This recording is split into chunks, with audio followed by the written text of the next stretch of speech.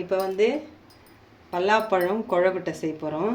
அதுக்கு பலாப்பழம் கொட்டை இல்லாமல் பலாப்பழத்தை எல்லாம் இது எடுத்துக்கணும். இது நார் பலாப்பழம், இது எங்கள் மரத்தில் விட்ட பலாப்பழம். இது அது கொட்டையெல்லாம் எடுத்துட்டு வெறும் பலாப்பழம் வந்து இப்படி குட்டி குட்டியாக கெச்சிருக்குது.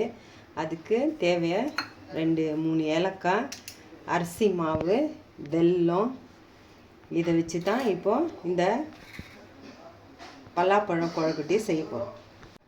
வாங்க எப்படி செய்யுதுன்னு பார்க்கலாம். ஸ்டவ் பற்ற வச்சுட்டு மாவு கடாயில் போட்டு நல்லா இந்த மாதிரி வறுத்துக்கணும். கொஞ்சம் ஸ்பீடில் வச்சுட்டு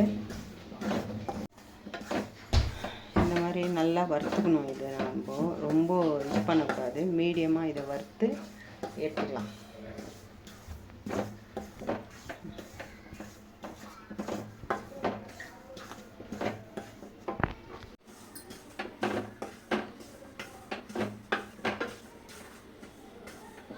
வறுத்தா போதும், இந்த மாதிரி வறுத்துக்கணும். ரொம்ப ஜாஸ்தி வறுத்துக்கூடாது, தீஞ்சிடும். அதில் போதும் இந்த மாதிரி வறுத்துட்டு இல்லை கொஞ்சமாக தண்ணி ஊற்றிக்கலாம். கொஞ்சம் இவ்வளோ தண்ணி போதும். தண்ணி நல்லா கொதிக்கிட்டோம்.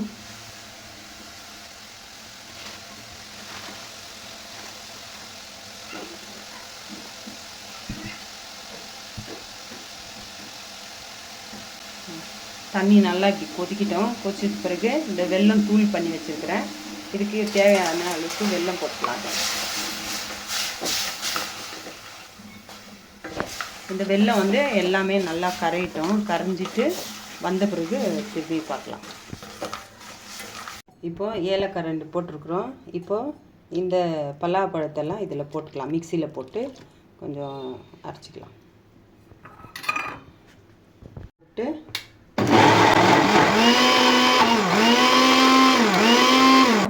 வெல்லம் எல்லாம் கரைஞ்சிச்சு.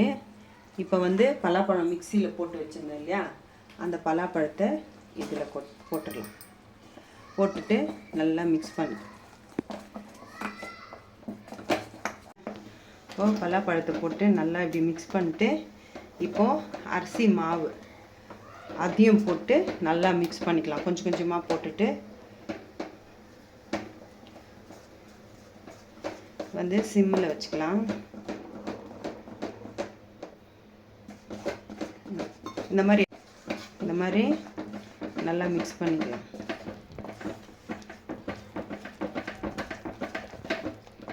பாருங்க, இப்போ வந்து இந்த மாதிரி ஃபுல்லாக நல்லா சிம்மில் வச்சுட்டு இந்த மாதிரி பண்ணி எடுத்துக்கணும். இது பண்ணி எடுத்துக்கின்னு அப்புறமா இட்லி பாத்திரத்தில் வச்சு வேக வச்சுட்டு காமிக்கிறோம்.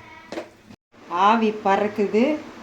சுட சுட பலாப்பழம் கொழுக்கட்டை ரெடி ஆயிடுச்சு. நீங்களும் வீட்டில் ட்ரை பண்ணி பாருங்கள். ட்ரை பண்ணி பார்த்துட்டு சொல்லுங்கள்.